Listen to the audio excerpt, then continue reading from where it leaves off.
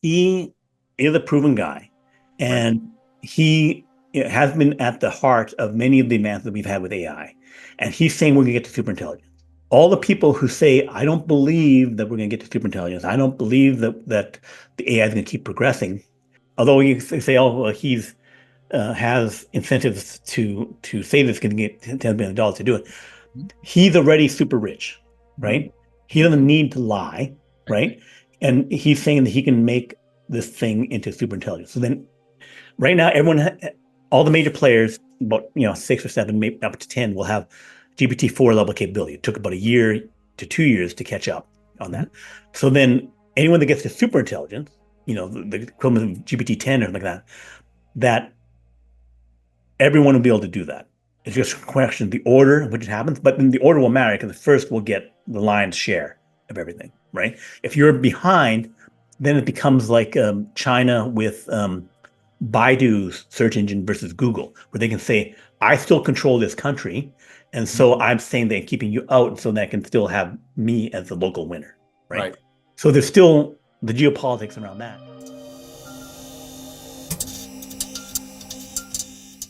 Hello, welcome to Next Week's Future. Today I'm Randy Kirk with me. We're going to talk about superintelligence. So the reason we're talking about superintelligence, where AI... That's why he has me on. It's just, I couldn't pass it up. Okay. Could not pass it. Okay, so the reason we're going to talk about it is that former chief scientist of OpenAI, Ilya Sutskever, has created his own company, Safe Superintelligence, SSI. And this is a hugely impactful thing because he who created really ChatGPT and GPT-4, main contributor to that, so a huge AI expert, has said that superintelligence is inevitable and very near, and that he's formed this company specifically to reach that level. And so we're going to discuss what that means, where other companies will be, and what's going to happen with a world of superintelligence.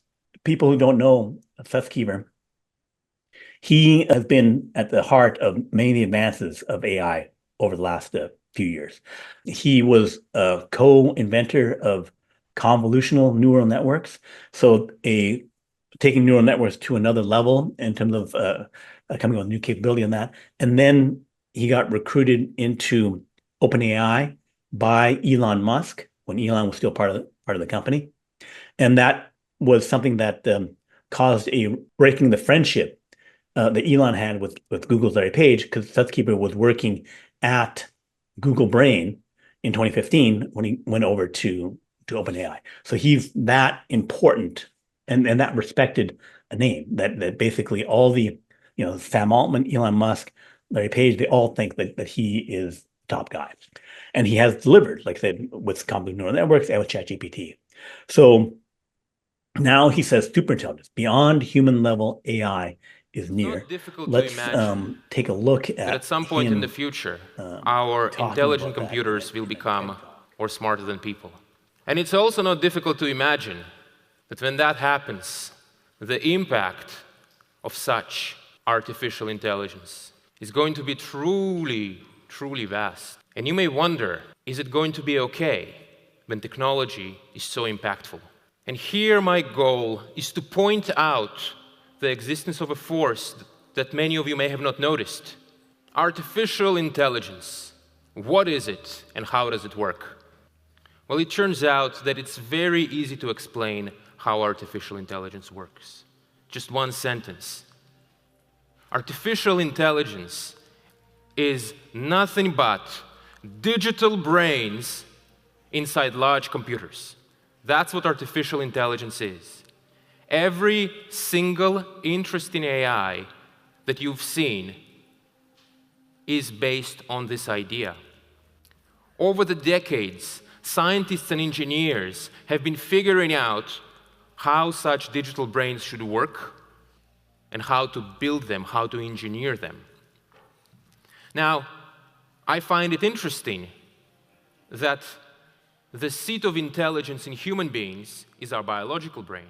It is fitting that the seat of intelligence... Okay, no, we don't need to keep going to that. A very interesting TED Talk that people should take a look at.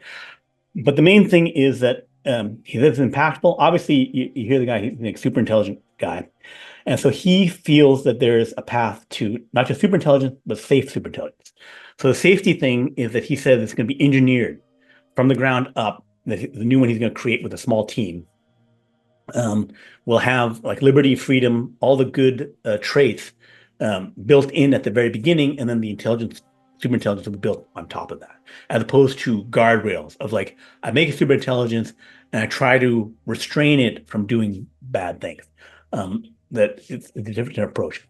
But he clearly is saying that it's going to be inside these neural nets instead of large systems.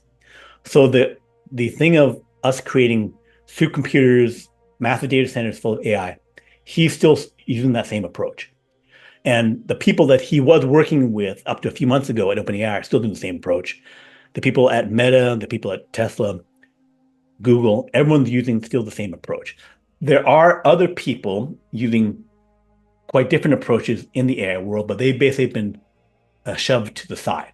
That they're still doing some work, but they're not the main show. The main show is the large language models, which are really large data models, because it can be any kind of data. It can be language, it can be video, it can be anything. So he's taking that and says it's going to be super intelligent. So one of the things that I think I heard him say, or I think I read that he said, was that he's going to look at this next transition as a pure science. His company is going to look at it as pure science. They don't have a product in mind. They don't have a way to monetize it in mind. That'll all happen, I'm sure. But in the early stages, the beginning stages, it's going to be pure science while they work out these issues with safety, but also getting to full-on super intelligence. Is that kind of how you understood it? Right. So he has said that he's not going to be concerned like OpenAI is with, okay, partner with a $1 trillion company like Microsoft, $3 trillion company, and work on, GPT-5, GPT-6, having the demand to push out every 6 months, every year, new product, and then try to make money with that product, right? He's saying, I'm not going to be worried about that. All I'm worried about is making an AI system that is beyond human intelligence and also saved, right? So what I hear that to mean is he's not going to spend like $5 billion buying H100, B100 chips from NVIDIA and then making a data center and then saying, I got to force out, a product and I got to support that product and I do other things. Right. He's saying, I'm going to go build model after model. It'll train as long as it needs to train. And then I'm going to, because it's still using the same approach, right? Nice.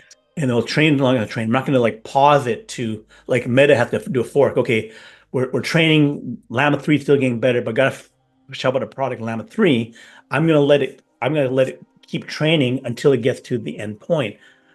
That's what he means. They basically, I'm going to not stop the training runs until I need to run an entirely different model. Everything is about speed of making the improvement of the model. Right. Get the iterations going. So that's where people were concerned or confused or wondering how in the world he was going to afford to play in this game. How was he going to be able to buy $100 billion worth of GPUs? That isn't the issue for him. He could do it on his cell phone. No. Not quite that good. He's going for bigger models, right? But the reason he doesn't have to worry about, I was trying to be hyperbolic. Okay. He doesn't need a gajillion GPUs because he's going to work on the iterations of a very narrow model. No. Okay, I'm still completely wrong. Okay. No, so training he is still going to need 100,000 GPUs. He's still going to need 100,000 GPUs, right? He'll need to spend that money to do it. It could scale up to $100 billion, right? But because he's Ilya Sutskever and not Joe Nobody in a garage, he can go to the UAE. He can go. He on his co-founding team is one of the Y Combinator funders who's got $1 billion, right? So having the money, and because he's the one who, like, Larry Page believed in, everyone else believed in, he can come say, I need $50 billion to make superintelligence. And then UAE, Saudi, the people with $100 billion will say, yes, yes, you're competing against Microsoft, OpenAI, you're competing against Tesla and something like that, but you are Ilya. Yeah. So we believe. When you say you're going to make superintelligence. I get it. Okay. All right. Okay. So he will need a giant supercomputer to do this. Okay. You'll need multiple giant supercomputers to do it, but and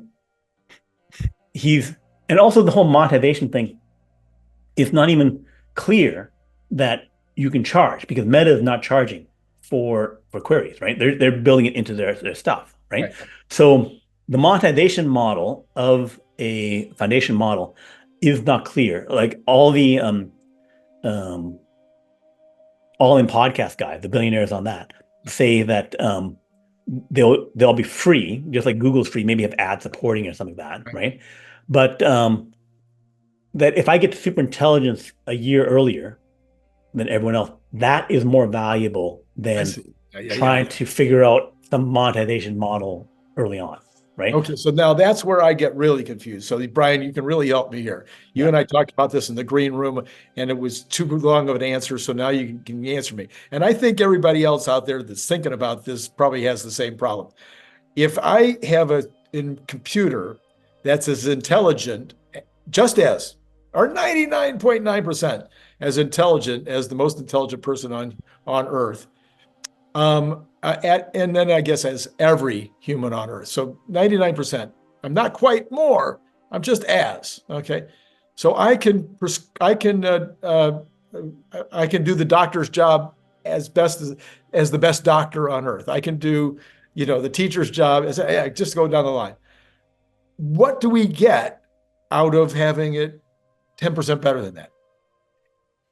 10% better than, so going 99%. Super intelligence, where we're better than all of human intelligence, as opposed to just equal to all of human intelligence. So some people say you don't know, that becomes the singularity where basically we go beyond human. But I say that it is predictable that what you get is that the high value questions get answered. Things that were not answered before but have high value become answered. So it's not like write me a version of Harry Potter or something like that, that taking whatever and then making another version of that. No, it is like make a better version of a SpaceX Raptor rocket.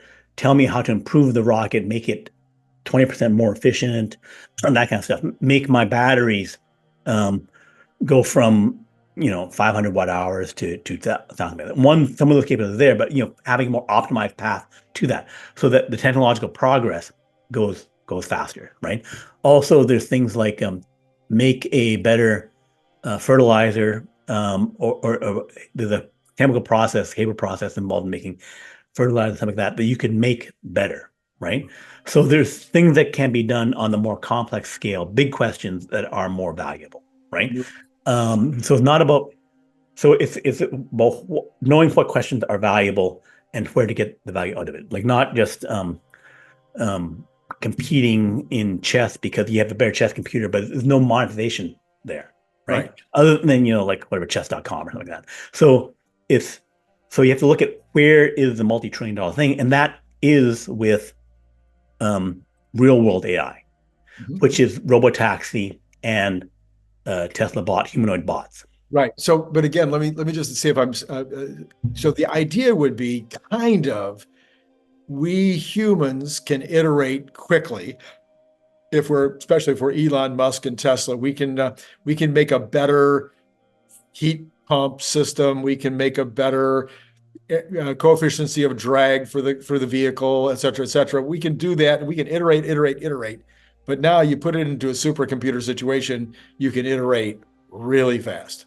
Right. Right. So you can solve problems faster, and so that's hugely valuable, but it's value that increases over time. But it's still like when people think about the whole world economy, Right. there is how fast did the transaction occur, right? Because basically, a $1 trillion country has maybe 100 billion $10 deals, Right. right? Where you're making $10, that goes to a person's salary, but the end thing is corporations and people are doing transactions with other people, and so that is your economy, right? So the economy is how much of that is from the better idea, right?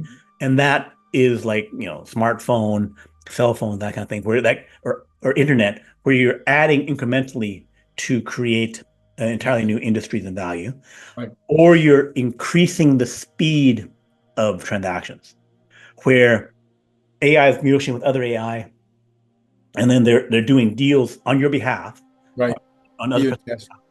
and then the speed of transaction speeds up. Just like for internet, part of it is that more deals can happen. I can buy online with Amazon versus going to a Walmart store. I can make more purchases. It's being delivered to me. I can make more deals. So then the size of the economy grows, right? So it's less about the clever idea solving a problem, although there are those big ones out there where if I can do things that are not possible, like going from horse-drawn carriage to cars to whatever, creating something entirely novel and new, right? Then that can create industrialization and other stuff. So that's something that takes a bit longer to achieve. But in terms of economic value, there's speeding up the transaction by negotiating, and then two is increasing production, which means for us, it's skilled labor, like having human workers that are better, and then having them replaced by robots that are better at faster production, right? So in terms of superintelligence impact on the whole economy is if I have robotaxi and robotruck, which may not need superintelligence, may just need what we currently have, right? But if we have superintelligence, that will come because it's built on the same neural network system, right? So then we have perfected robotaxi, we have perfected robotrucks, we have them driving at 200 miles per hour truck or 150 miles an hour truck. So then that means I can deliver from Florida to California in under a day, right? And so more goods are being delivered, right? And the boss going to the factory, the more production happens. And so that becomes automated, right? And I can send a few million into thousands SpaceX Starships to Mars. And I can make factories there, and they all replicate in mine, and I cover the entire planet with factories, and then I'm producing stuff. So then I basically take the entire solar system. Yeah, so I guess as I think about it now, as a guy that owned a factory for 30 years, is that you could think of it maybe I'll be completely off of, people won't be able to think this through the way I am, but let me just try it. Again, iterations, but the iterations happen everywhere. So if I'm sitting here and I'm making whatever I'm making, and I'm using this piece of equipment, and I'm using this approach in terms of human labor, and I'm using this approach in terms of the raw materials, and I'm using this approach in terms of the finished look of the product. I mean, all these different things go into the way that we do. Oh, and then you've got the marketing that takes place afterwards. You've got the bookkeeping that needs to take place, the transportation, as you point out. But if in fact, a superintelligence would be able to say, look up every single possible way to make that product that is known to man at that time in an instant, and then come back and say, why are you using this piece of equipment for your level of sales? This piece of equipment would save you money. If you use this raw material, it would save you money. I don't need a buyer. I don't need to go out to trade shows. I've got all the information right there, and the brain is running these multiple models, if you will, of how to do it better. Why are you selling it this way? Don't you know that there's these other markets that you could be selling this product into that would make you more money? I mean, so it could play games with the price. I mean, right now you sit there and go, well, I wonder what would happen if I raised my price 10% or lowered my price 10%. It could literally do speeded up analysis of higher and lower prices and what the likely man, yeah, I can see where this could be crazy. Right. So the having the fully automated economy basically becomes like you have uh, computer versions of the perfect advisors to you, Yeah. right? Yeah. Where basically, the CEO of a company has, okay, I hired the best CTO, hired the best scientists and like people and better accounts, and now those could all be automated. So each person could become their own corporation that way, one for investing, one for making stuff. And because if you've broadly gotten better at that level, so getting to that point and the competition is coming, but if you get to the end point of like everything's better from that stuff, then it is somewhat taking out of our hands that we're kind of retiring, but then we're just authorizing the decisions, right? Yes.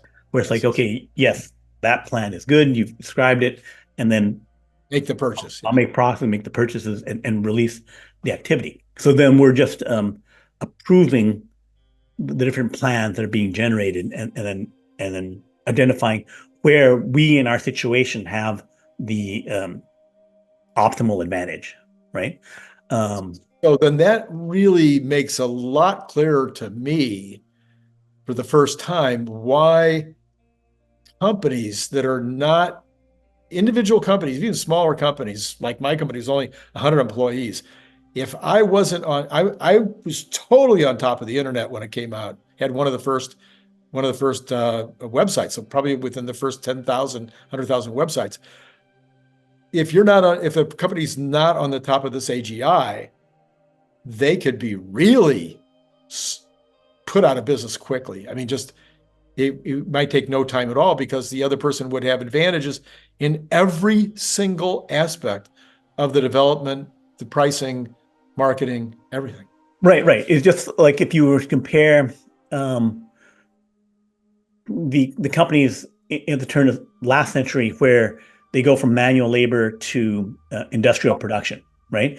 That if you're in that business, right, where it's like the machinery gives you that advantage, where it's like the productivity, I've gone from one actual horsepower to 100 horsepower, right? Then, industrial farming versus manual farming was the difference between a country with $300 per person and a country with $10,000 per person, right? That level of production is just, and then all the exports come from the countries and companies that are using that industrialized production, right? And that industrial production is 100 times more than the manual production, even with cheaper labor, right? It's just 100 times more. So that becomes the difference is that if you're not using AGI, the difference is going to grow so rapidly. Not just, that 10, 20% better, but that you'll rapidly get to twice as good, 10 times as good. Do you see my furrowed brow? Yes, I do see your furrowed brow. My furrowed brow, Brian, is causing me to flip this conversation. Yep. Something that you and I have talked about also about other aspects of industrialization and science, and that is the consequences for war. Mm-hmm. What happens country by country if somebody else gets AGI before somebody else militarily? So, if you're in some kind of like regional conflict thing, like Africa, Tutsi versus Hutu, right? So people don't know, Tutsi versus Hutu, there was a big massacre using machetes where 100,000 guys killed 1 million people over a few weeks just because they really hate each other. So if you get this new technology first, then if it's a war that nobody cares about, other people aside, then they could let that happen. So yes, the country that has the technological advantage would have a bigger technological advantage. As we look at countries now, the country with technological advantages, the leapfrog shouldn't happen because everyone who's working on AI is in the lead with AI. You're going to stay in the lead with AI because not like the country without software developers is going to get this. So, so I think the leaders, we still see leaders, right? Like Israel still has the best technology. Ilya Sutskever is Really? from Israeli. So the smart people are still the same smart people. So it's not going to be any rejiggering of the order. Also, like all the AI companies are, mainly U.S. based companies, Yeah. right? Although you have China had some GPT-4 level. Oh yeah, no, they're doing well in China too. Yeah. Right. So China's up there. Europe has some other systems as well. So, but 90% are in the United States, right? So So I'm thinking about war theory more than anything, like the game theory or war theory that they play. yeah, Where typically you're talking about, putting. I know we're probably going into a completely different video here, but I'm just trying to imagine what I just said about the factory and putting that on the world stage, and how many ships should I really have, and how big should my Air Force really be, and how should that Air Force be configured, and how many drones should I really have if I want to completely dominate, and what do I need to do not to be able to withstand another country that has a billion drones, and what if the drones look like this, and what if they look like that, and that stuff would take tens of thousands of hours of human time and millions of hours of computer time right now to run all those tests, but you can run it overnight if you're talking. So basically, an AGI superintelligent world will have, all the human bots, all the SpaceX stuff is solved. So you have hypersonic speed, right? So with hypersonic weapons over 5 times speed of sound at 20 times speed of sound, basically any explosive, if you just have the kinetic energy of like something going at 20 times speed of sound, you don't have to have high explosive chemicals in there, because basically it will hit, 1 kilogram thing will be hit like 1 kilogram of high explosive, right? Because of the kinetic energy of it, right? So when I go to those physical principles of like what the military technology will be, right? That having a SpaceX Starship fully mastered, fully reusable, which we don't need superintelligence for, is ready, could be happening next month or like that. That is a weapon more powerful than nuclear weapons, right? Because of the kinetic energy. I can just mass produce ball bearings, 100,000 tons, and then basically I can stop anything, and it'll be without kinetic energy. So killing people hasn't been a problem since World War II, when we killed like 100 million people. Yeah. And we can do it again, just more efficiently, more faster. Like the whole bombing of Japan at the end of the war, last 6 months of the year, of the war, they hit like 60 cities. So Curtis LeMay, low-level 4-engine bombing, napalmed and killed like millions of people. And you could kill more with that than the nuclear weapons, but it just took like 2 weeks long, right? So in Tokyo, to firebomb Tokyo. So if we have hypersonic weapons, we could choose to do that if we were bad. But there won't be no reason for that, because the U.S. will be singularly more powerful than all the other countries. So basically, it removes the two guys, one young tough guy, one old tough guy, and then the young guy thinking, I can take him. I can beat that guy. There'll be no delusion around that. They'll be like, no, that guy has got like all kinds of like, hypersonic weapons. See, and it goes to production, because the war in World War II went from to who had the industrial might. It's not like who had the more people, because China had more people, but they lost Japan because they had more industrial might. The industrial tanks, industrial planes, all that kind of stuff, right? So that was who had more oil, who had more production, and the U.S. had more production.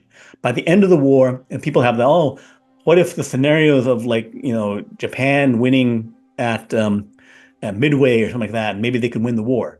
No, because the U.S. had 150 aircraft carriers at the end of the war, right? So there's no like, maybe I could beat 2 of your aircraft carriers by being tricky. No, I got 100 now, right? So production wins. Yes. Right? Yeah. So when I have super production making 100 million cars, 10 billion human robots, the guys with more production, more technology wins, right? And so then it's the entire system of more energy, more stuff, right? So, and then if I have that lead in AGI, my AGI is better than your AGI, then again, I win. So it's, and then that level of capability is a complete mismatch, right? So then in terms of individual power versus the state, it's like I need to have my own personal copy of that, on it, and I need to be able to ask it questions so I'm not outmatched by the elites with their stuff, right?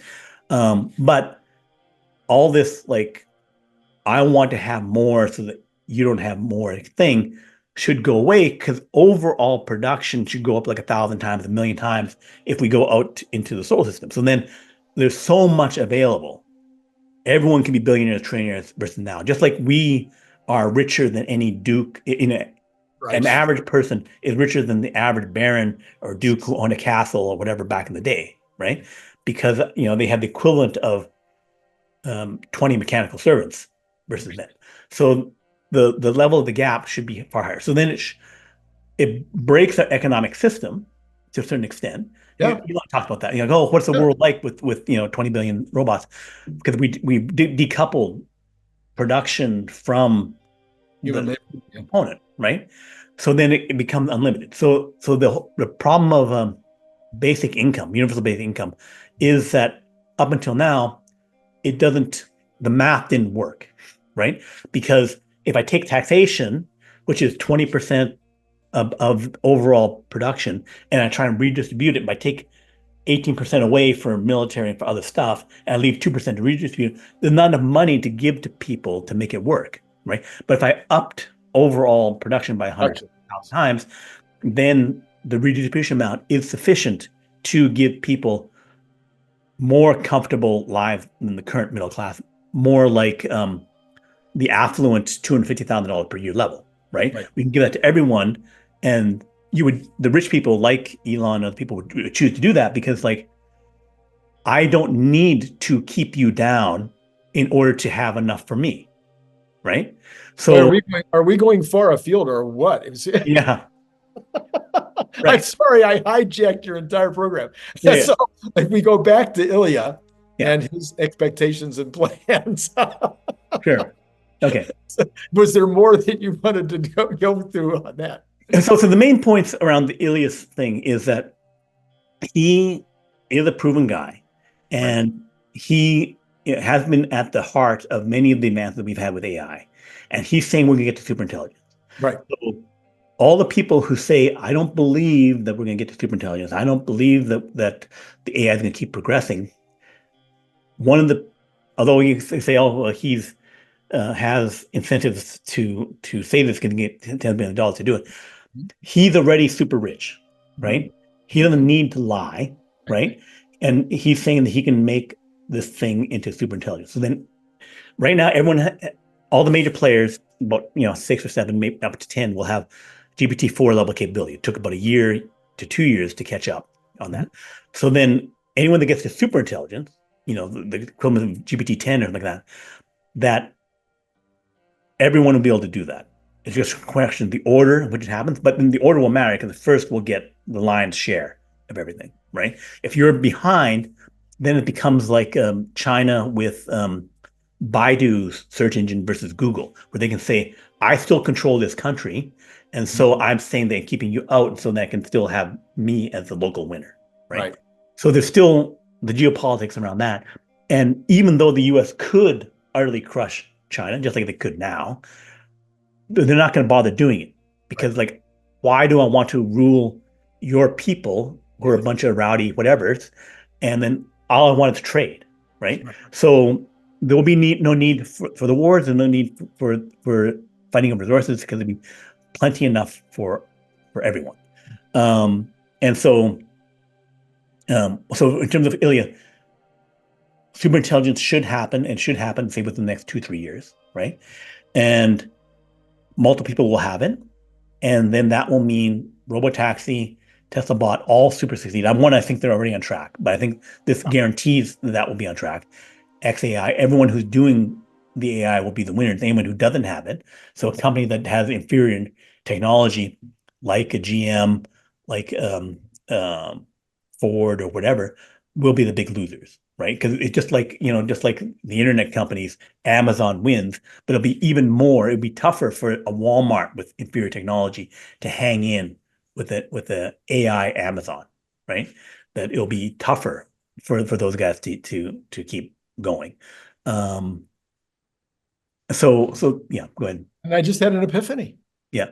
Everybody is worried about what humans will do when we get to superintelligence and when we have all these bots and we have all these problems solved for us. And, and it's I don't know why I didn't think about this before.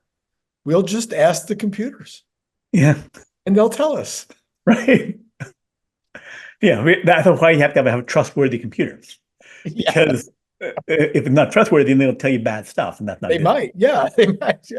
But at least they'll give us it should be able to give us really, if it gives us honest answers, it should be able to give us really good, purposeful things that we can do that would contribute. That's right. Right. And I also think that it becomes a thing of exploration and pushing out the boundaries. That if we're making YouTube videos out on Europa, on Mars, and that kind of stuff, is pushing out to the next big thing. Because it's like, okay, I have to keep going out. So the Star Trek Boldly Going is boldly going and creating YouTube videos and Instagram and sharing the experience of like a rich, interesting experience. The people are interested in other people's lives and doing cool, crazy stuff that in entire expanding boundaries of where we're going. Right. So I see that as being a large part of it. That what we should be doing is interesting and entertaining to our fellow people. That is the part of the attention economy and stuff like that. Oh yeah, we're in agreement. I think it'll be games and sports and bespoke products. That's the future. And coming up with innovations, like what new thing can you, working with the computers, come up with? Yeah. Very cool. Okay, a wild set of topics, but superintelligence, it'd be a crazy world, and it's going to happen. And it seems like there's more reason to believe that it will happen. Okay, like and subscribe, and join us next time. Thanks.